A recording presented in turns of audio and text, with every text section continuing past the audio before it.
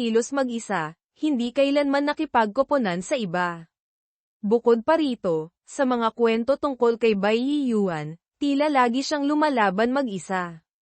Naisip ni Lin Moyu, bakit hindi kailangan ni Bai Yiyuan ng healer at support? Sabi ni Yan Guangsheng, tandaan mo, ang nangungunang propesyonal sa level 89, ang pseudo-Diyos sa level 90, at ang tunay na antas Diyos sa level 90 ay tatlong magkakaibang konsepto. Kahit level 89 pa yan o pseudo-Diyos, hindi sila may kukumpara sa tunay na antas Diyos. Kahit magsama-sama pa ang mga pseudo-Diyos, hindi pa rin uubra. Tumango si Lin Moyu. Tanda ko na po, sa huling yugto ng mga propesyonal, kahit isang level lang ang agwat, malaki na ang pagkakaiba sa lakas. Hindi niya akalaing ayon kay Yan Guangsheng, ganoon kalaki pala ang agwat. Kahit magsama-sama pa ang mga nangungunang propesyonal sa level 89, hindi pa rin nila kayang tapatan ang isang tunay na antas Diyos sa level 90. Nagpatuloy si Yan Guangsheng, gayunpaman, may ilang eksepsyon. May mga nangungunang propesyonal sa level 89 na nakaabot na sa hangganan ng antas Diyos, matatawag silang kalahating antas Diyos. Maaaring mas malakas pa sila kaysa sa isang pseudo-Diyos sa level 90. Agad na naisip ni Lin Moyu ang punong guro ng Genesis Academy na si Mo Xinghe. Sa ilang beses na kumilos ito, tila casual lang. Hindi lubos na maintindihan ni Lin Moyu ang paraan nito ng pagpatay ng halimaw. Bukod pa rito, sinabi rin ni Bai Yiyuan na posibleng siya ang bagong antas Diyos ng imperyo. Marahil iyon ang kalahating antas Diyos na tinutukoy ni Yan Guangsheng. Kahit ano paman, sa kasalukuyang antas niya, hindi pa ito lubos na maiintindihan ni Lin Moyu. Ang labanan ay tumagal ng ilang minuto at tila papunta na sa katapusan. Ginamit na ng mga elder ang kanilang buong lakas. Unti-unting nanghina ang ahas na uhaw sa dugo, tila malapit ng matalo. Sinamantala ng mga elder ang pagkakataon, biglang nagpakawala ng malakas na puwersa. Isang malaking espada na parang kidlat ang humiwa pababa. Tumalsik ang dugo sa langit. Naputol ang isang bahagi ng buntot ng ahas na uhaw sa dugo, mahigit 5 talampakan ang haba. Ito ay isang napakalaking piraso ng karne. Nagliwanag ang mga mata ni Lin Moyu. Napakalaki ng pirasong ito ng karne. Ilang daang beses na mas malaki kaysa sa kinain niya kanina. Ang naputol na buntot ng ahas ay mabilis na lumiit sa himpapawid. Sa isang iglap, lumiit ito hanggang kalahating metro na lang, naging isang maliit na piraso ng karne. Nagulat si Lin Moyu, hindi niya akalaing posible pala iyon. Napangisi si Yan Guangsheng, dala pa rin ang mapanghamak na tingin. Ang karne ng ahas na uhaw sa dugo, kapag nahiwalay sa katawan, ay automatikong tinatanggal ang mga walang silbing dumi, naiiwan lamang ang pinakaesensya. Ang pirasong ito ng karne ay sapat na para sa 5 tao. Ang karne sa buntot ng ahas ang pinakamahinang parte, ordinaryo lang ang epekto, malaki lang tingnan. Ang lahat ng katangian ay maaaring tumaas ng hanggang 1,500 puntos lamang. Matagal nang nakikipaglaban si Yan Guangsheng sa ahas na uhaw sa dugo kaya alam na alam niya ito. Tanong ni Lin Moyu, ngayon, mukhang may pagkakataon na silang talunin ang ahas na uhaw sa dugo na ito, di ba? Tumawa ng malakas si Yan Guangsheng. Hindi. Kung hindi sila tatakbo ng mabilis, baka dito na sila mamatay. Pero dahil nandito ako, hindi sila mamamatay. Bagamat laging minamaliit ni Yan Guangsheng ang grupo ng mga elder na pseudo-Diyos, sa huli, sila pa rin ay mga tao ng imperyo ng Shengxia. Ayaw niyang makita silang mamatay. At tama nga ang sinabi ni Yan Guangsheng. Matapos makakuha ng isang piraso ng karne ng ahas na uhaw sa dugo, mabilis na tumakbo pabalik sa barkong pandigma ang grupo ng mga elder. Mukha silang tumatakas. Dali, dali, alis na. Mula sa pagmamadali sa kanilang mga sigaw, makikitang nagmamadali talaga sila. Medyo naguluhan si Dong Fangjiao. Hindi niya alam kung bakit biglang nagmamadali ang lahat. Hindi ba't maganda naman ang sitwasyon? Mukhang hindi naman mahirap talunin ang ahas na uhaw sa dugo na ito. Bakit biglang kailangang umalis? Dala ang tanong sa isip, hindi siya nagsalita. Bago sila umalis, pinagbilinan siya ng kanyang amang si Dong Fangyi na sundin ang lahat ng sasabihin ng mga elder. Tumingin ng marami, magsalita ng kaunti, o huwag na lang magsalita. Ang ahas na uhaw sa dugo ay naglabas ng isang sigaw na hindi pangkaraniwan. Ang sigaw ay parang iyak, parang isang batang inapi na nagsusumbong sa matatanda.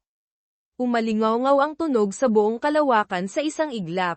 Mas mabilis, mas mabilis, mas mabilis pa. Lalo pang nagmadali ang grupo ng mga elder. Pinakamabilis na ito. Sigaw ng nagkokontrol ng barkong pandigma. Sa mga oras na ito, lumilipad na ang barko sa pinakamataas na bilis nito, parang isang guhit ng liwanag na. Humahagibis papalayo. Tumawa ng malakas si Yan Guangsheng. Tingnan mo, ngayon palang magsisimula ang magandang palabas. Sa tingin mo, makakatakas ba sila? Walang maintindihan si Lin Moyu. Hindi niya alam kung paano huhulaan ng hindi nalalaman kung ano ang nangyayari. Makalipas ang isang segundo, nanlaki ang kanyang mga mata. Ang barkong pandigma na lumilipad ng napakabilis ay biglang huminto. Huminto sa gitna ng himpapawid, hindi makagalaw. Ang panangga ay tila dinudurog ng isang napakalakas na puwersa, walang tigil na nagbabago ng anyo.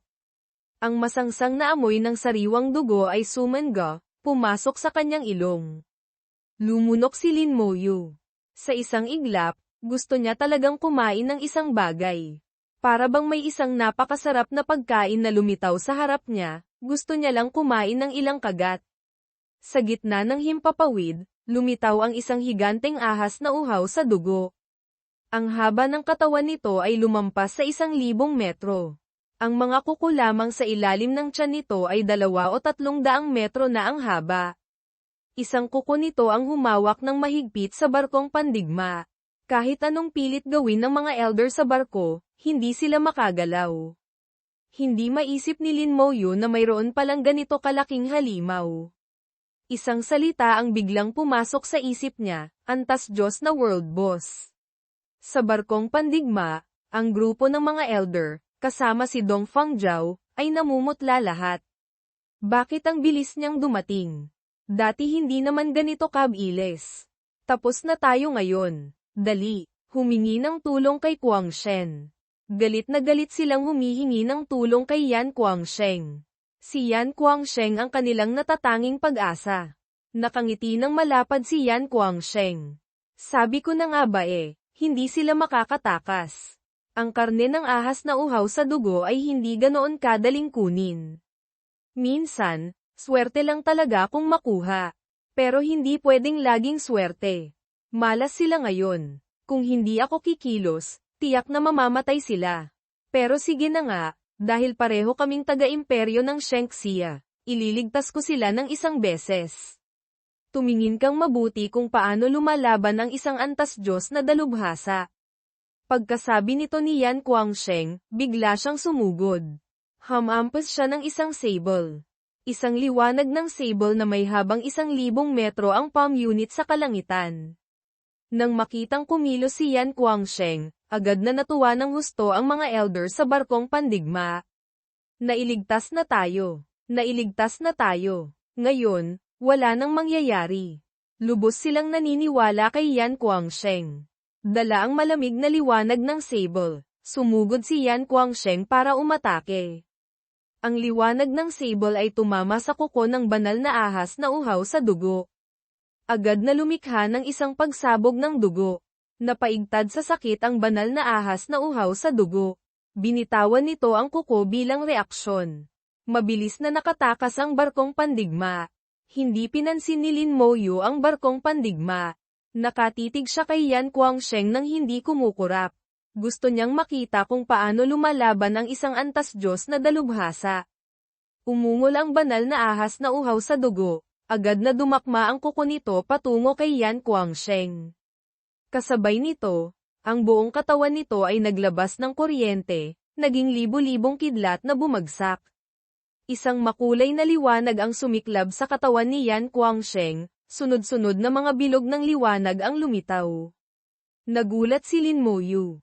Ito ay mga suportang estado na tanging mga nasa support class lamang ang mayroon. Halatang isang warrior si Yan Guangsheng, ngunit bakit mayroon siyang ganitong mga estado? Dahil sa mga suportang estado, ang lakas pandigma ni Yan Guangsheng ay umabot sa sukdulan. Kumikinang ang sable.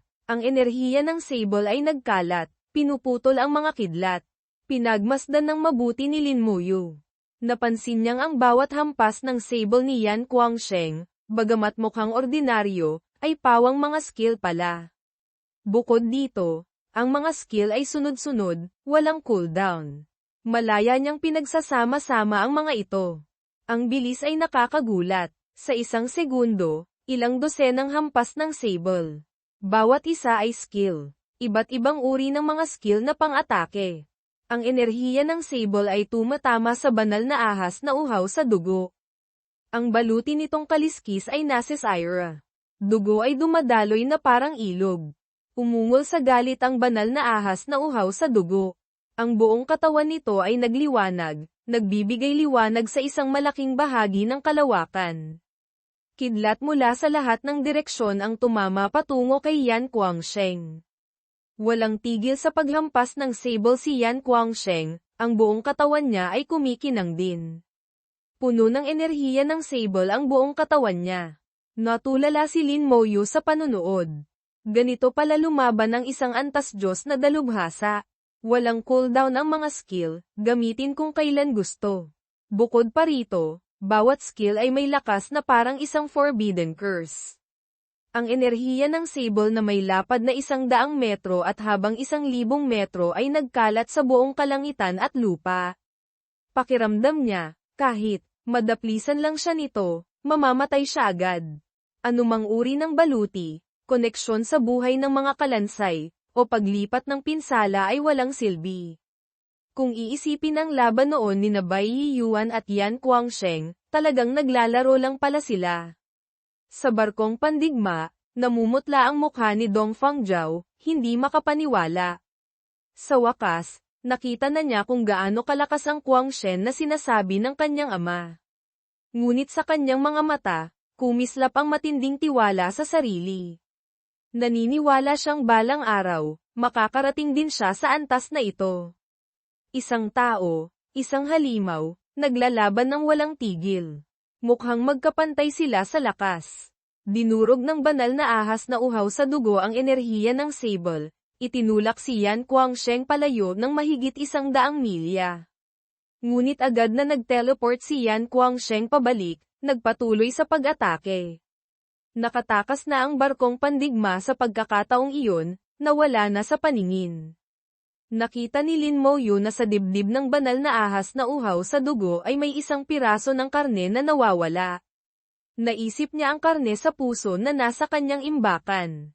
Hindi na kailangang itanong, nakuha ito ni Yan Guangsheng para sa kanya. Ang makakuha ng isang piraso ng karne mula sa ganito kalaking boss. Matapos maintindihan, labis na naantig si Lin Muyu. Kasabay nito, naintindihan na rin niya kung bakit napakamalas ni na Dong Fangjiao at ng iba pa. Matagal nang alam ni Yan Guangsheng na mangyayari ito. Dahil pala sa pangangaso ni Yan Guangsheng ng karne sa puso ng ahas para sa kanya kaya lumitaw ang banal na ahas na uhaw sa dugo sa malapit. Biglang kumislap ang liwanag sa harap niya. Lumitaw si Yan Guangsheng. Terra. Hinawakan ni Yan Guangsheng si Lin Muyu, mabilis silang tumakas. Sa mga oras na ito, si Yan Guangsheng ay puno ng dugo, ngunit ang kanyang mga mata ay walang bahid ng pag-aalala. Sa likuran nila, sumabog ang kidlat. Libu-libong milya ng kalawakan ang nabalot ng kuryente, naging isang dagat ng kidlat. Tumawa ng malakas si Yan Guangsheng. Nagwala na ang batang yun. Dali, alis na tayo. Walang sinabi si Lin Muyu. Ang titulong, Guangsheng, Mad God, ay talagang hindi mali. Ang pakikipaglaban niya ay talagang medyo baliw. Tanong ni Yan Guangsheng, ano? Malinaw mo bang nakita? Sagot ni Lin Muyu, tila may naintindihan po akong kaunti, pero hindi rin po masyadong malinaw. Ayos lang. Kung hindi mo naintindihan, ayos lang. Bata ka pa naman eh. Hindi na nagpaliwanag pa si Yan Guangsheng. Tama nga, maaga pa. Sa ngayon, ang pinakamahalaga pa rin ay ang pangalawang pagpapalit trabaho, hindi ang mga malalayong bagay na ito. Tanong ni Lin Moyu, Guro, kanina, yung dalawang ahas na uhaw sa dugo, isang malaki, isang maliit. Sabi ni Yan Guangsheng, yung maliit ay tinatawag na ahas na uhaw sa dugo. Yung malaki ay nag-evolve na, dapat tawaging banal na ahas na uhaw sa dugo. Level 96, napakalakas. Tumango si Lin Moyu. Totoong napakalakas nga, huwag nang pag-usapan yung malaki, kahit yung maliit ay napakalakas na. Hindi niya ito kalaban. Yung maliit na ahas na uhaw sa dugo ay mas malakas pa kaysa sa sinaunang ibong luwan. Hindi niya alam kung ikukumpara sa totoong anyo ng sinaunang dragon na lupa, sino kaya ang mas malakas. Nang maisip ang sinaunang dragon na lupa, nagtanong si Lin Moyu, nakaharap nyo na po ba ang sinaunang dragon na lupa? Si Yan Guangsheng, na tumatakas, ay biglang huminto. Naging seryoso ang mukha niya. Nakita mo na siya. Ikinwento ni Lin Moyu ang kanyang karanasan sa Earth Core Dungeon. Nanahimik si Yan Guangsheng, nagpatuloy sa paglipad dala si Lin Moyu. Mas mabagal na ang bilis nila kaysa kanina, tila hindi na nag-aalala na habulin sila ng banal na ahas na uhaw sa dugo. Sa katotohanan, hindi nga ito humabol. Pagbalik sa lupain ng dugo, muling gumamit si Yan Guangsheng ng anteng-anteng para pagalingin ang mga sugat sa labas. Pagkatapos, hinubad niya ang damit na puno ng dugo. Habang nagpapalit ng damit, itinuro niya ang isang peklat sa kanyang dibdib at nagsabi, nakikita mo ba ang peklat na ito?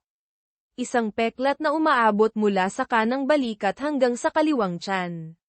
Nagtaka si Lin Moyu. Dahil ang mga propesyonal, karaniwan ay namamatay o tuluyang gumagaling ng walang bakas. Kahit putol na kamay o paa ay kayang bumalik sa dati. Paanong magkakaroon ng peklat, lalo na't ito ay isang antas Diyos na dalubhasa. Isang antas Diyos na paggamot, anumang sugat ay kayang pagalingin. Maliban na lang kung siya mismo ang ayaw magtanggal ng peklat na ito. Sabi ni Yan Guangsheng, iniisip mo bang sinadya kong panatilihin ang peklat na ito? Siyempre hindi. Nagsuot ng damit si Yan Guangsheng at nagpatuloy sa pagkukwento. Noon, level 69 pa lang ako. Sumugod ako sa core area kasama ang isang grupo na kapareho ko ng antas. Sa core area, nalampasan namin ang maraming pagsubok, pinatay ang sunod-sunod na mga boss. Sa wakas, nakarating kami sa harap niya.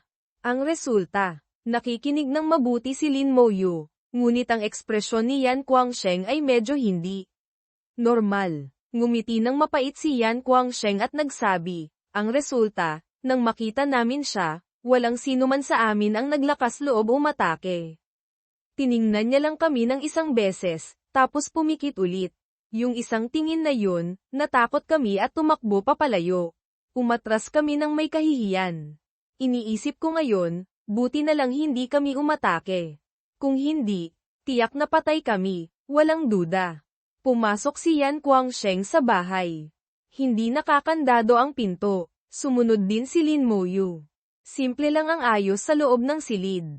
Walang kama, isang unan lang para sa meditasyon at isang mesang pangtsaa. Sa mesa, may isang espesyal na set ng tsaa na laging nakasalang. Umupo si Yan Guangsheng sa mesa.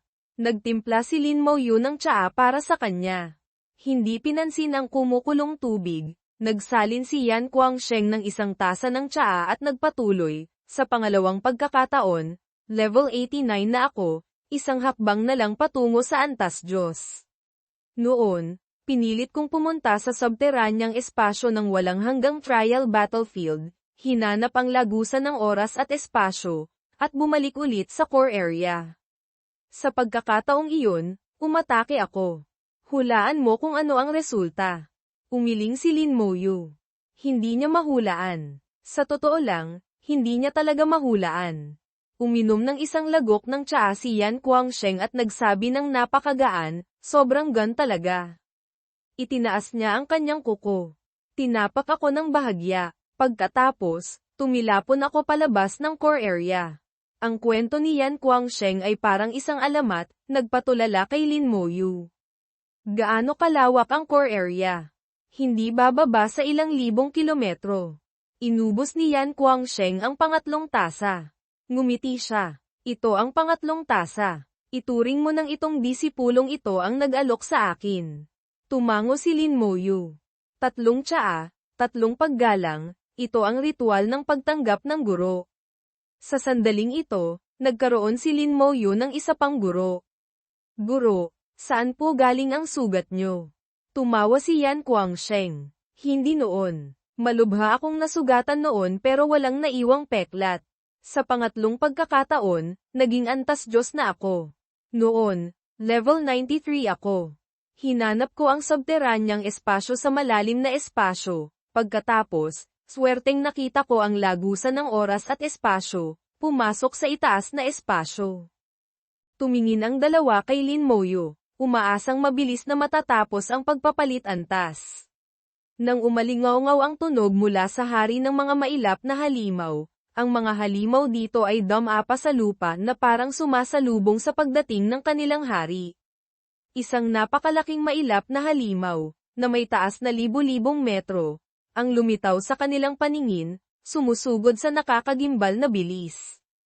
Umalingaw-ngaw ang malakas na pagsabog, sumabog ang Pormasayon, Faptran, at lahat ng kristal ng mahika at mga kayamanan sa loob ay sabay-sabay na sumabog. Natapos na ang pagpapalit antas.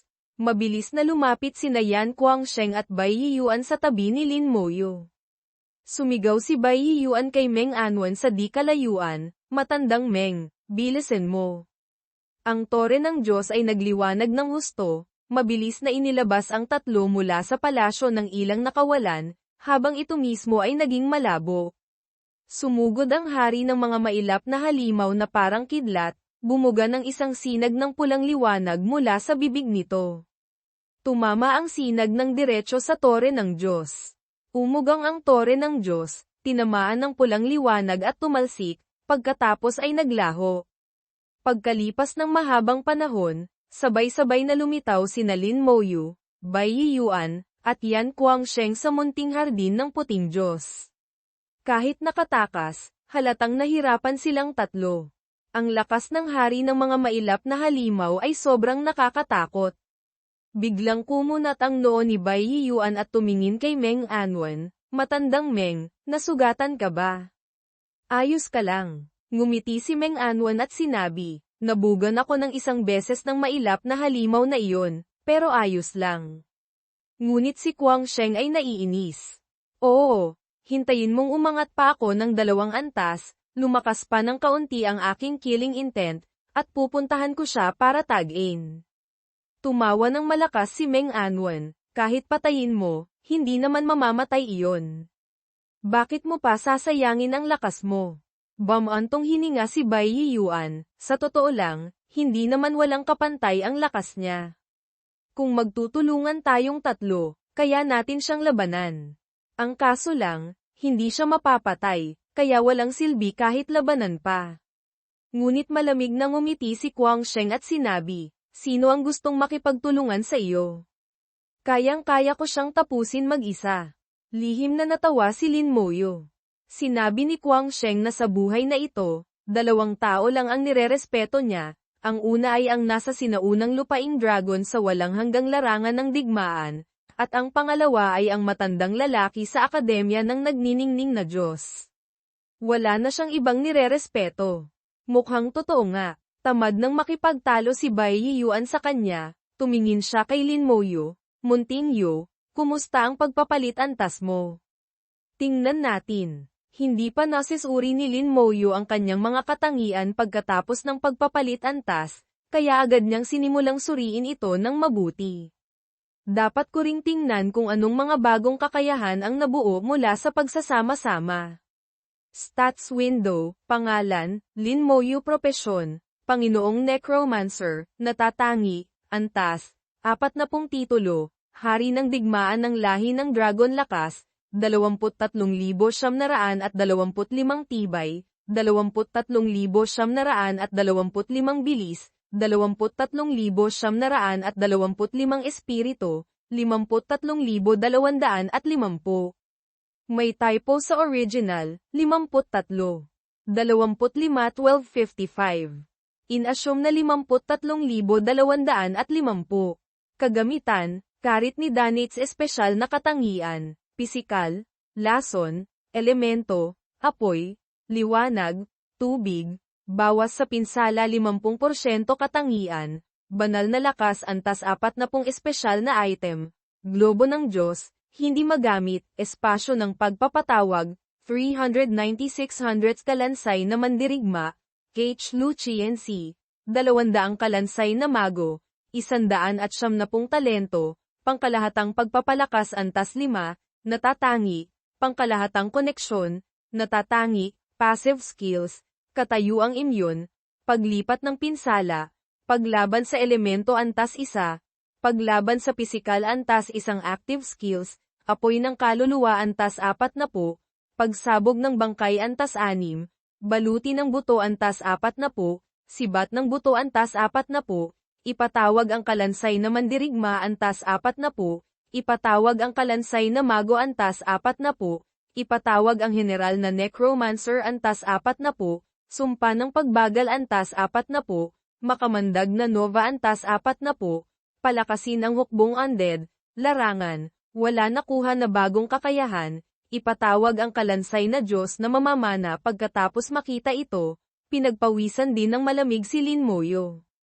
Marami sa aking mga kakayahan ang nagbago. Halimbawa, ang biyaya ng liwanag ay nagsama at nag-evolve sa katayuang immune. Bukod pa rito, ang aking hukbong kalansay ay nagkaroon ng bagong uri. Mga detalye ng kakayahan, banal na lakas antas 40, sa pag-angat ng antas, lahat ng katangian ay tumataas ng 40%. Bilis ng pagbawi ng espiritu ay tumataas ng 4,000%. Bilis ng pagbawi sa pagod ay tumataas ng 4,000%. Pangkalahatang pagpapalakas, lahat ng epekto ng kakayahan ay tumataas ng 10 beses. Pangkalahatang koneksyon, kumpleto ang koneksyon sa mga ipinatawag na nilalang. Sabay na dinaranes ang pinsala, sabay na tumatanggap ng paggaling, sabay na nagbabahagi ng pagkonsumo ng espiritu. Katayuang immune, immune sa lahat ng negatibong katayuan. Paglipat ng pinsala, lahat ng pinsalang dapat danasin ng mago ay ililipat sa ipinatawag na nilalang. Pagsabog ng bangkay antas 6, pasabugin ang bangkay, nagdudulot ng pinsala sa mga kaaway sa loob ng 6 na metrong saklaw katumbas ng 35% ng halaga ng buhay ng bangkay. Sumpa ng pagbagal antas 40, sa loob ng 100 metrong saklaw, isumpa ang kaaway, na nagpapabagal sa bilis nila ng 200%, at nagpapataas ng pinsalang natatanggap ng 30%. Tagal, 1 minuto. Baluti ng buto antas 40, ipatawag ang mga buto para bumuo ng baluti, nagbibigay ng 4,000 puntos na tibay at depensa. Tagal, 5 minuto. Ang kakayahang ito ay maaari ring gamitin sa iba. Sibat ng buto antas 40, magpakawala ng matutulis na sibat na buto para atakihin ang kaaway. Ang bilang at lakas ng mga sibat ay base sa antas ng kakayahan at sariling lakas ng espiritu. Apoy ng kaluluwa antas 40, sunugin ang kaluluwa ng target, nagdudulot ng pinsala mula sa pagkasunog. Ang lakas ay base sa sariling lakas ng espiritu at antas ng kakayahan. Makamandag na nova antas 40, magpakawala ng atake ng lason sa lahat ng kaaway sa loob ng 100 metrong saklaw. Bawat segundo, nagdudulot ng pinsala katumbas ng 4,000 puntos ng lakas. Tagal, 100 segundo. Palakasin ang hukbong undead, sa loob ng 30 segundo, ang sarili at ang mga ipinatawag na nilalang ay tumataas ang lahat ng pangunahing katangian ng 200%. Lahat ng atake ay nagdudulot ng dagdag na 500% pinsala. Cooldown, 1 oras. Pagkatapos makita ni Bai Yiyuan ang lahat ng impormasyon tungkol sa mga katangian at kakayahan ni Lin Moyo, para siyang gustong maging bato. Ang mga katangiang ito ay mas mataas pa kaysa sa ilang maalamat na propesyonal sa antas 60. Maaari pang ang may kumpara sa ilang mga boss. Sumingit si Kwang Sheng, at saka, ang bago mong talento ay talagang napakaangkop sa propesyon mo. Hindi nakapagtataka na ito'y banal na antas na talento. Halos walang hangganan ang iyong lakas ng espiritu. Sa mga kaantas mo, malamang walang makakatalo sa iyo. Medyo na-curious si Meng Anwen, ang mga ipinatawag mo ay tiyak na lumakas din, hindi ba? Ipatawag mo nga para makita namin. Opo, lumabas ka, kalansay na berserker. Impormasyon ng kalansay na berserker, uri, kalansay na berserker, antas platinum, antas, 40 lakas, 55,000 bilis, 55,000 espiritu, 55,000 tibay, 55,000 kakayahan, mabangis na hampas antas isa nagdudulot ng pinsala sa target katumbas ng 500% ng sariling lakas. Cooldown, 10 minuto. Muling nag-usap ang mga matatanda. Napakalakas ng mga katangian. Kahit ilang mga boss, malamang hindi ganyan kataas. Kahit ako, nararamdaman ko ang kabangisan mula sa kanya. Patuloy na nagliwanag ang espiritu sa palad ni Lin Moyo. Sumigaw siya, lumabas ka, kalansay na dakilang mago. Impormasyon ng kalansay na dakilang mago, uri, kalansay na dakilang mago, antas platinum, antas, 40 lakas, 12,500 bilis, 12,500 espiritu, 75,000 tibay, 12,500 kakayahan, pagsabog ng elemento nagdudulot ng pinaghalong pinsala ng elemento sa target. Ang lakas ay depende sa lakas ng espiritu. Muling humanga ang tatlong matanda. May kalansay na mandirigma sa harapan, ang kalansay na mago, bagamat mukhang hindi kasing lakas, ang mga katangian nito ay mas mataas pa kaysa maraming propesyonal na mago. Dapat mong malaman na kayang ipatawag ni Moyo ang isang hukbo ng mga mago, mahigit 100 kalansay na mago. Paano sila maihahambing? Nadagdagan muli ng bagong miyembro ang aking hukbo. Lumabas ka, kalansay na Diyos na mamamana. Agad na ipinatawag ni Lin Moyo ang isang kalansay na mamamana. Sumulyap siya dito at tumango-tango. Gayunpaman, hindi pa ito na level up pansamantala. Mamaya, uunahin kong i-level up ito sa antas platinum. Ito ang regalo ko para sa iyo bilang pagbati. Inihagis ni Bai Yiyuan kay Lin Moyo ang isang agimat. Naghanda pa sana ako ng iba, pero sa ngayon, ito siguro ang pinakakailangan mo. Impormasyon ng agimat, pangalan, panggit ng antas na agimat na pang-reset epekto, maaaring tanggalin ang cooldown ng mga piitan na mas mababa sa antas 70. Natitirang gamit, 30-30 napaka-maalalahanin ni Bai Yiyuan, maaga niyang inihanda ang panggit ng antas na agimat para kay Lin Moyo. Bagamat hindi niya ito kailangang gamitin sa piitan ng templo, maaaring maging kapaki-pakinabang ito sa ibang lugar. Agad itong tinanggap ni Lin Moyo. Malaking tulong ito para sa kanya kaya mabilis siyang nagpasalamat, maraming salamat, guro. Pupunta na muna ako sa piitan para mag-grind. May bakas ng malaking pasasalamat sa tono ni Lin Moyo. Nakita ng dalawang matanda na sobrang lakas na ni Lin Moyo kaya nag-agawan sila. Naunang nagsalita si Bai Yiyuan, talagang disipulo ko. Sumigaw si Yan Guangsheng, tumabi ka. Disipulo ko na siya ngayon. Pagkatapos noon, nag-isip sandali si Lin Moyo at pumunta sa bulwagan ng piitan. Pagdating niya doon, ang dating tahimik na bulwagan ay agad na naging maingay. Napansin ng lahat si Lin Moyo. Nagbalik na si General Lin. May nakapansin pa, teka, hindi ba't nagkaroon na ng ikalawang pagpapalit antas si General Lin? Ang bilis naman ng pag-level up ni General Lin. Kalokohan. Noon pa man, si General Lin ay laging nag-iisa sa pag-clear ng nahihirapang impyerno. Paanong hindi magiging mabilis? 5 taon na, hindi pa ako nakakapagpalit antas. Kumpara sa kanya, ako talaga ay basura. Katatapos lang ng pagpapalit antas, hindi pa tuluyang napapakalma ang kanyang aura. Sa sandaling ito, Naglalabas ang buong katawan ni Lin Moyo ng aura ng mataas na antas na propesyonal, na lumilikha ng natural na pressure sa maraming mababang antas na propesyonal sa bulwagan ng piitan. Bagamat may mga mataas na antas ding propesyonal doon, karamihan pa rin ay mababa ang antas. Nang makita si Lin Moyo, maraming tao ang napahawak sa kanilang bibig. Diyos ko, gusto na naman ni General Lin na magtala ng bagong record. Sa aling piitan kaya, lahat ng tao doon ay nagbubulungan, ngunit hindi sila nang ahas na magsalita ng malakas. Iba na ngayon ang katayuan at pagkakakilanlan ni Lin Moyo. Bagamat estudyante pa rin, ang kanyang pagiging general ng Diyos ay hindi na maabot ng karamihan. Isipin na lang, sa imperyo ng banal na pagbaba na may daan-daang milyong populasyon, iilan lang ang mga general ng Diyos. Isa si Lin Moyo sa kanila. Pumili si Lin Moyo ng isa sa mga piitan ng elemento, ang piitan ng elementong hangin. Kung gusto niyang masanay sa mga kakayahan at umangkop sa mga katangian, ang pinakamahusay na paraan ay ang pakikipaglaban. Kapag lumaban ng madalas, natural na masasanay. Bukod pa rito, gusto rin ni Lin Moyo na dagdagan ang kanyang hukbong undead at sanayin ang bagong kakayahang kalansay na Diyos na mamamana hanggang antas 40. Piitan ng Mahanjing Kapatagan, isa sa 5 pangunahing piitan ng elemento. Piitan antas 42. Maaaring pumasok ang mga propesyonal mula antas 37 hanggang 47.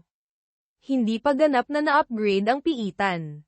Sa kasalukuyan, mayroon lamang nahihirapang bangungot at karaniwang hirap walang pag-aalinlangan, pinili agad ni Lin Moyo ang nahihirapang bangungot. Mabilis siyang nai-teleport sa piitan. May nakakita kay Lin Moyo na pumasok sa piitan ng Mahanjing Kapatagan at agad na natakot, pumasok si General Lin sa piitan ng Mahanjing Kapatagan. Maa-upgrade na rin ang piitan ng elementong ito. Maraming tao ang naakit ang atensyon. Kasabay nito, kusa nilang pinigilan ang mga taong papasok pa lang sa piitan. Kapag na-upgrade ang piitan, ang nahihirapang bangungot ay agad na magiging nahihirapang impyerno sa isang iglap. Kung may nasa loob na hindi maingat, mapapahamak sila. Lahat sila ay magkakaklase, kaya kung may panganib, natural na magpapaalala sila para maiwasan ito. Sa loob ng piitan ng Mahanjing Kapatagan, nakatayo si Lin Moyo sa malambot na damuhan. Dumadampi ang mahinang hangin sa kanyang mukha, dala ang kaaya-ayang amoy ng berdeng damo. Ito ang mundo ng hangin, isang malawak na kapatagan na walang katapusan. Sa lupa ay may tumutubong makapal na layer ng maikling berdeng damo, na sumasayaw sa hangin. Ginamit niya ang lakas ng espiritu sa kanyang palad at ipinatawag ang kanyang hukbong undead. Ang hukbo ay kasing dami ng hukbo ng Yuan, nakahanay ng diretso. Hinaplos ni Lin Moyo ang kanyang baba ng may kasiyahan. Hindi masama, ang aking hukbo ay nagiging mas presentable na. Sa sandaling ito, may ilang hindi inaasahang bisita ang dumating. Impormasyon ng halimaw, pangalan, halimaw na elementong hangin, elite pinatibay, antas, 43 lakas, 20,000 bilis, 30,000 espiritu, 30,000 tibay, 30,000 kakayahan, bola ng bagyo katangian, immune sa elementong hangin, bawas sa pinsala 50% inutusan ni Lin Moyo ang kalansay na mamamana. Sa kasalukuyan, maliban sa kakayahang pagsabog ng bangkay na kailangan niyang sanayin, tanging ang kalansay na mamamana na lang ang natitira. Itinutok ng kalansay ang pana nito patungo sa elite na halimaw. Swoosh! Isang palaso ang lumipad patungo sa halimaw ng hangin. Ngunit ang resulta ay nakakadismaya. Hindi na makita ang palaso, at sa loob ng lugar ng atake, ilang balahibo lang ang nahulog. Napasimangot si Lin Moyo, bumubulong ng may pagkainis, hintayin mong matapos kung sanayin ang kakayahan ko, babalikan kita. 4 na oras ang lumipas. Sa wakas, natapos na ni Lin Moyo ang pag-level up sa mga bagong alaga, pet. Ginamit niya ang lakas ng espiritu at nag-utos, lumabas ka, aking Diyos na mamamana. Ang mga tao sa labas na naghihintay ay nagsimula ng mainip. Nakita nilang hindi kasing bilis ng dati ang pagtapos ni Lin Moyo kaya sobrang na-curious sila. Anong nangyari? Bakit hindi pa lumalabas si General Lin? Oo nga, 4 na oras na ang lumipas. Ang record sa nahihirapang bangungot ay mahigit 12 oras lang. Ano kaya ang nangyari sa loob ng piitan? Hindi ko alam kung ano talaga ang nangyari. Kakaiba talaga, hindi naaayon sa karaniwang estilo niya. Walang pakialam si Lin Moyo sa mga tao sa labas. Walang tigil siyang nagsasanay ng mga kakayahan sa loob ng piitan. Ngayon na mayroon siyang walang hangganang lakas ng espiritu, pareho lang kahit saan siya magsanay. Ang bilis ng kanyang pagsasanay ay nakadepende na lang sa bilis ng kanyang pagcast. Kung mas mataas ang antas ng kakayahan, mas mabagal ang bilis ng pagsasanay. Pagkalipas ng ilang oras, impormasyon ng kalansay na Diyos na mamamana, uri, kalansay na Diyos na mamamana, antas platinum, antas, 40 lakas, 30,000 bilis, 40,000 espiritu, 30,000 tibay, 30,000 kakayahan, kontrol sa kaluluwa, passive, tiyak na tatamang atake, passive, ang mga kakayahan nito ay sobrang kakaiba rin. Mayroon pa itong mga passive skills. Nang makita ni Lin Moyo ang kakayahang, tiyak na tatamang atake, agad siyang nakaramdam ng pagkagulat at kasiyahan. Sa wakas, may paraan na para harapin ang mga lumilipad na nilalang mula sa kalaliman ng demonyo at lahi ng dragon. Noong nasa kalaliman si Lin Moyo dati, inatake siya ng mga demonyong espada mula sa malayo.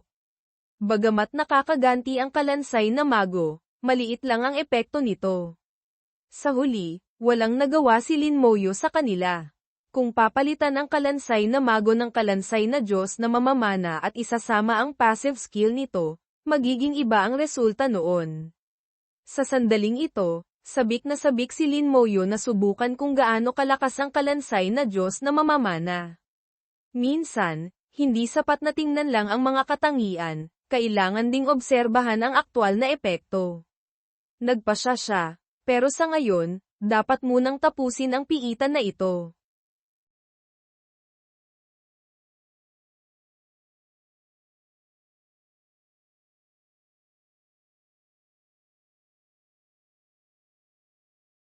Hindi gumalaw o umalis si Lin Moyo sa piitan. Sa halip, nagsimula siyang magpatawag ng mga kalansay kada grupo. Sabi nga, kung gustong magsibak, kailangang hasain ang palakol, kung gustong umangat ng antas, kailangan munang punuin ang hukbong undead. Mabilis na nakita ni Lin Moyo ang isang grupo ng mga halimaw. Nagpakawala ng palaso ang isang kalansay na Diyos na mamamana. Isang matulis na palaso ang lumitaw mula sa ere at mabilis na humagibis. Isang espiritu ng elementong hangin ang palutang-lutang sa ere, kasama ang 3 iba pang magkakamukhang espiritu na nakapalibot dito. Gumagalaw ng grupo ang mga halimaw. Napakabilis ng palaso, pakiramdam ni Lin Moyo ay parang kidlat ito.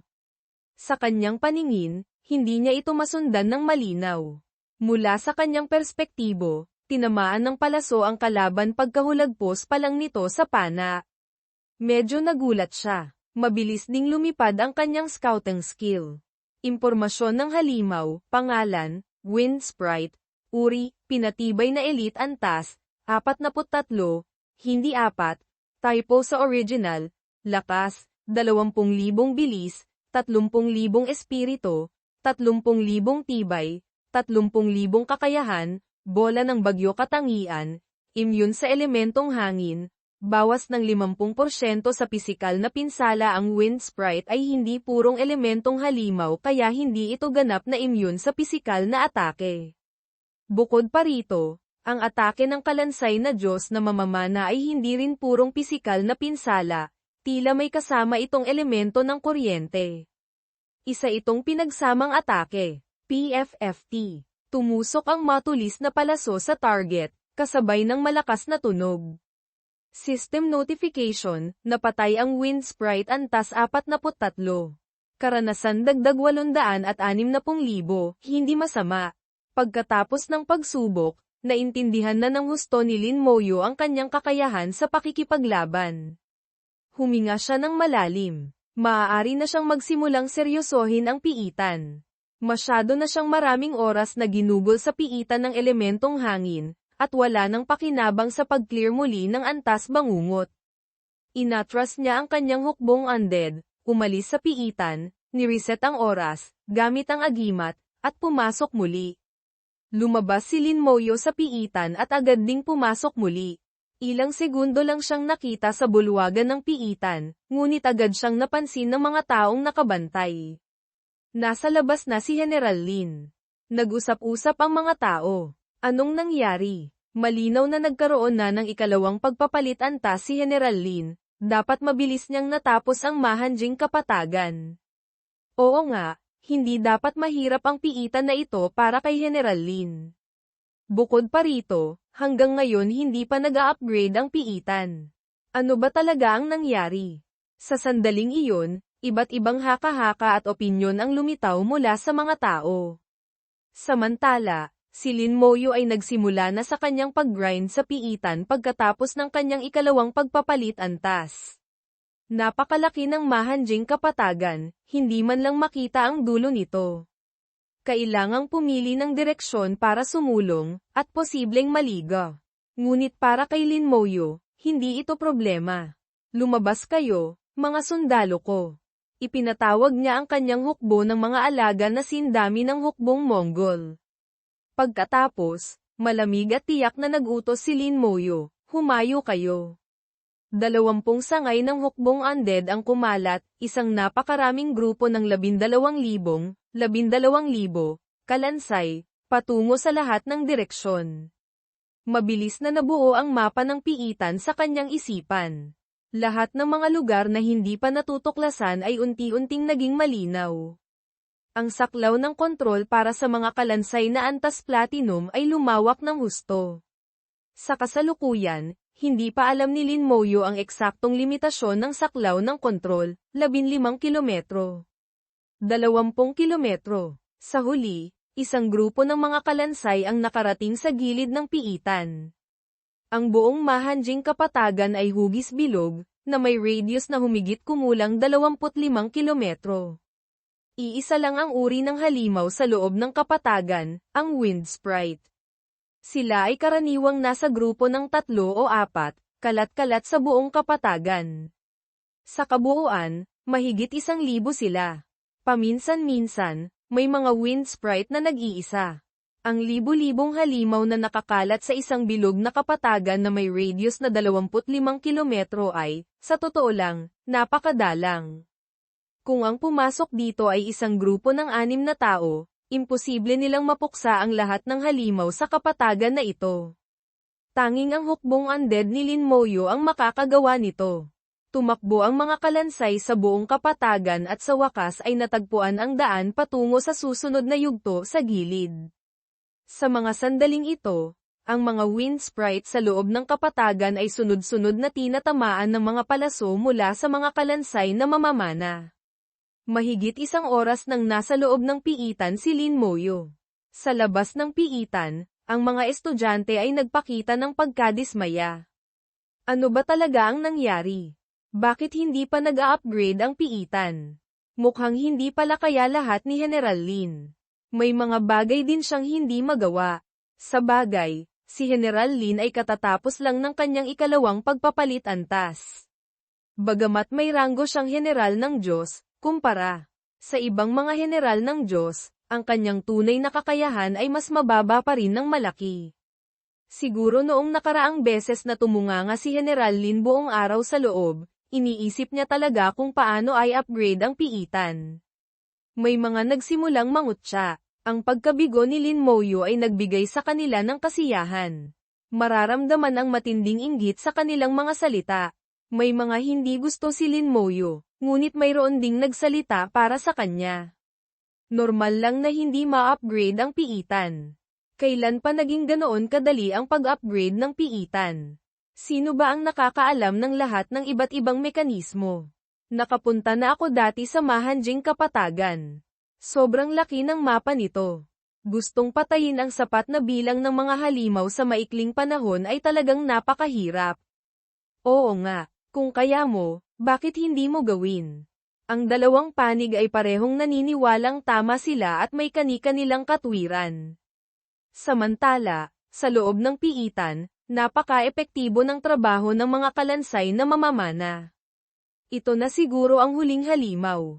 Matapos mapuksa ang wind sprite na nagbabantay sa pasukan, wala nang natirang halimaw sa ibabaw ng mahanjing kapatagan. Sa sandaling ito, bahagyang yumanig ang piitan.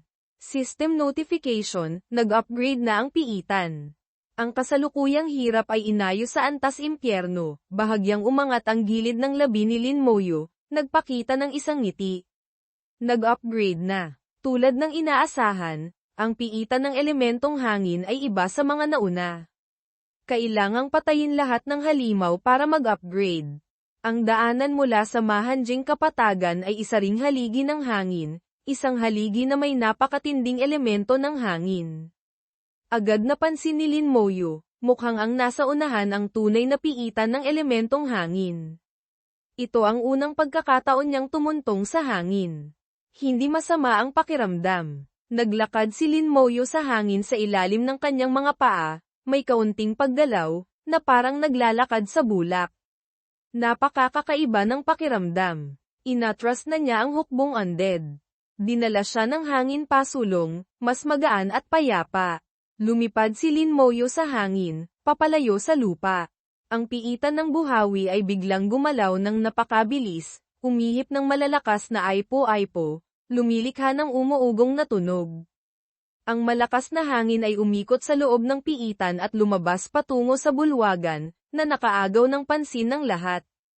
Ang mga taong kanina lang ay nag-iisip na hindi kaya ni Lin Moyo ay nanlaki ngayon ang mga mata. Nag-upgrade na ang piitan. Tulad ng inaasahan, kailangan pa rin si General Lin. Nagtagumpay talaga si Lin Moyo.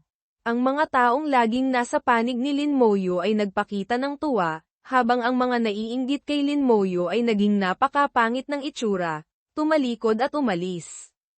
Ang mahanjing kapatagan ay paliit ng paliit sa kanyang paningin, hanggang sa tuluyang maglaho. Sa harap ni Lin Moyo ay lumitaw ang isang bagong kapatagan. Tinitingnan ang tanawin sa harap, nasabi ni Lin Moyo, kaya pala, ito pala ang tunay na kapatagan ng buhawi. Ang bagong kapatagan na ito ay hindi malaki, ang diameter ay mga 5 kilometro lang. Kumpara sa mahanjing kapatagan kanina, mas maliit ito ng malaki. Ngunit ang bagong kapatagan na ito ay nakalutang sa gitna ng kalawakan. Sa ilalim nito ay isang dambuhalang buhawi. Ang buhawi ay umaangat, lumilikha ng napakalakas na puwersa na sumusuporta sa buong kapatagan. Nang makita ang ganitong tanawin, humanga si Lin Moyo.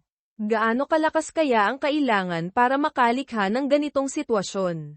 Ang tanawin sa harap ay sobrang nakakagulat. Ang pag-angat ng buhawi sa kontinente ng kapatagan ay parang isang himala. Ngayon lang niya naintindihan na ito pala ang pinagmulan ng mahanjing kapatagan. Dinala siya ng hangin pataas sa kapatagan. Kitatapak pa lang niya sa lupa, isang nagyayelong buhawi ang sumugod diretso sa kanya at malakas na tumama sa kanyang katawan. Ang buhawi ay humihiwa na parang talem. Ang baluti ng buto ay nagliwanag ng husto, lumilikha ng tunog ng pagtatagis habang pinipigilan ang buhawi. Humakbang si Lin Moyo ng ilang beses pasulong, hindi pinapansin ang buhawi. Sa wakas, nakita niya ng malinaw ang kapatagan na ito. Dito, kahit saan ay may buhawi, makakapal na aipo-aipo. Walang halimaw. Biglang tumingin si Lin Moyo sa buhawi na patuloy na tumatama sa kanyang katawan. Ngayon lang niya naintindihan, kaya pala, ito pala ang kalaban. Lumipad ang scouting skill. Impormasyon ng halimaw, pangalan, Wind Tornado Spirit, Uri, Elite Antas Impyerno Antas, 44 na lakas, 40,000 bilis, 40,000 espiritu, 10,000 tibay, 50,000 kakayahan, atake ng buhawi katangian, immune sa elementong hangin, immune sa pisikal na katawan. Nag-upgrade ang piitan, at ang mga halimaw sa loob ay lumakas din. Ang elite na halimaw antas impyerno sa antas 44 na ay may kabuuang katangian na 140,000. Ang tibay ay umabot sa 50,000. Dagdag pa ang dobleng immunity sa parehong elementong hangin at pisikal na katawan, na naging dahilan upang mawalan ng silbi ang mga kalansay na mandirigma at berserker. Ang lakas ng atake ng kalansay na Diyos na mamamana ay nabawasan din ng malaki. Mabuti na lang at mayroon pang kalansay na mago. Hindi lang iyon, ang ganitong uri ng purong elementong halimaw ay walang bangkay, kaya hindi magagamit ang pagsabog ng bangkay. Kung immune ito sa pisikal na atake, tanging ang kalansay na mago na lang ang maaaring lumaban. Si Lin Moyo ay bihasa na at maraming karanasan. Alam niyang kailangan niyang patayin sila isa-isa. Pag-isip pa lang niya nito, lumitaw na ang hukbong undead. Inutusan ni Lin Moyo ang mga kalansay na mago, humayo kayo. Puksain sila. 4,000, 4,000. Kalansay na mago ang nagsimulang pumatay ng mga halimaw. Itinaas nila ang kanilang mga tungkod at nagpakawala ng mga kakayahan. Sa tulong ng pagpapalakas mula sa general na necromancer, ilang pagsabog ng elemento lang ang kailangan para matapos ang isang wind tornado spirit. Inutusan ni Lin Moyo ang mga alaga na mabilis na linisin ang mga kalapit na halimaw. Nagsimula ang buong grupo sa mabilisang pag-atake. Walang pakialam si Lin Moyo kung may hadlang man o wala, buong lakas pa rin siyang sumusulong. Saan man mapunta ang hukbong undead, ang mga wind tornado spirit doon ay mabilis na napupuksa.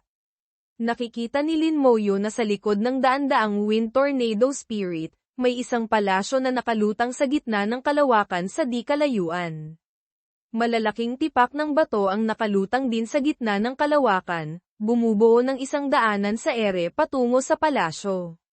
Mabilis na sumulong si Lin Moyo patungo sa daanan. Sa mga sandaling ito, ang katangian ng bilis ni Lin Moyo ay tumaas na ng malaki. Bagamat hindi pa rin ito makakapantay sa kalansay na mandirigma, berserker at kalansay na Diyos na mamamana, mas mabilis pa rin ito kaysa sa kalansay na mago. Magaan na tumalon ang binata sa mga tipak ng bato at dumiretso patungo sa palasyo. Nakita ni Lin Moyo ang isang napakalaking halimaw na anyong leon na nakatayo sa harap ng palasyo. Ang halimaw na anyong leon ay may taas na halos 10 metro, nakatayo ang lahat ng balahibo sa katawan, nakangisi at nanlilisik ang mga mata habang nakatingin sa kanya. Ang buong katawan nito ay napapalibutan ng malakas na buhawi. Ang sobrang tindi ng elementong hangin ay nagpakita ng mapusyaw na asul na kulay. Ito ay parang isang banal na sandata na pumupunit sa hangin. Sa kanyang malawak na karanasan, agad na nakumpirma ni Lin Moyo, mukhang iyan ang boss ng buong kapatagan. System notification, nag-update ang system, impormasyon ng boss, pangalan, Wind God Mount, uri, pinuno antas impyerno antas, 47 lakas, 60,000 bilis, 70,000 espiritu, 25,000 tibay, 50,000 kakayahan, kuko ng buhawi, pagsabog ng bagyo katangian, immune sa elementong hangin, bawas ng 50% sa pisikal na pinsala pagtingin sa stats board sa harap, hindi na ito pinansin ni Lin Moyo. Antas 47 lang. Kahit bago pa ako magpalit antas ng pangalawa, kaya ko na sigurong talunin ito. Ang mga katangian nito ay hindi man lang umabot sa isang boss na antas Panginoon kaya hindi ito kapansin-pansin. Patayin ito sa isang iglap. Una, limitahan ang kilos nito. Nagliwanag ang pulang globo sa palad ni Lin Moyo. Kumalat ang pulang liwanag. Ginamit ang kakayahang sumpa ng pagbagal. Sa loob ng 100 metro saklaw ng sumpa ng pagbagal, ang bilis ng kaaway ay nababawasan ng 200%. Ang natatanggap na pinsala ay tumataas ng 30%, at ang tagal ay 1 minuto. Hindi na kailangang asintahin. Ang pinalawak na saklaw ay sapat na para sakupin ang buong palasyo, maging ang buong lumulutang na kapatagan na ito. Agad na bumagal ang Wind God Mount, naapektuhan ng pagbagal. Mabilis na naging mabagal ang kilos nito. Agad na sumugod ang mga kalansay na mago gamit ang kanilang pagsabog ng elemento. Makalipas ang 1 segundo, sabay-sabay na umatake ang mga kalansay na mago at kalansay na Diyos na mamamana. Tumanggap ang boss ng 4,000 pagsabog ng elemento sa isang iglap, kasama pa ang 4,000 atake mula sa mga kalansay na Diyos na mamamana. Nagpakawala ito ng huling hinaing bago bumagsak ng malakas sa lupa. Ang isang pinuno ng piitan na may hirap na antas impyerno sa antas 47 ay direktang napatumba sa isang iglap lamang. Huminga ng malalim si Lin Moyo. Bagamat inaasahan niya ito, hindi pa rin niya maiwasang medyo magulat. Hindi ito ang unang pagkakataon na nakapatay siya ng boss sa isang iglap. Gayunpaman, noon, kailangan niyang gamitin ang kakayahang palakasin ang hukbo. Tutal, ang kakayahang palakasin ang hukbo ay hindi naman niya sariling kakayahan sa propesyon, baka isang araw ay mawala ito. Mula pa sa simula, hindi kailanman binalak ni Lin Moyo na umasa dito. Kung maaari, ayaw niya itong gamitin. System notification, napatay ang boss. Karanasan dagdag 1,060,000, loot, windstorm gem, permanent, bawas ng 50% sa pinsala mula sa elementong hangin. May tsansang makakuha ng isang kakayahang uri ng hangin. Wind God Whisper, maaaring gamitin para gisingin ang susi ng Diyos ng Hangin Fong Thn Chakoa. Wind God Key, maaaring buksan ang tunay na templo ng Diyos ng Hangin. Windstorm Crystal, Shard, dami 3. 5 shard ang maaaring pagsamahin para bumuo ng isang windstorm crystal. Nagpa siya si Lin Moyo na mag-farm pa ng ilang beses. Pagkatapos makakolekta ng ilang windstorm crystals, hindi na niya lalaruin ang piitan na ito. Tumunog ang kampana sa bulwagan ng piitan. Na-upgrade ni Lin Moyo ang piitan at kasabay nito ay nagtala ng bagong record.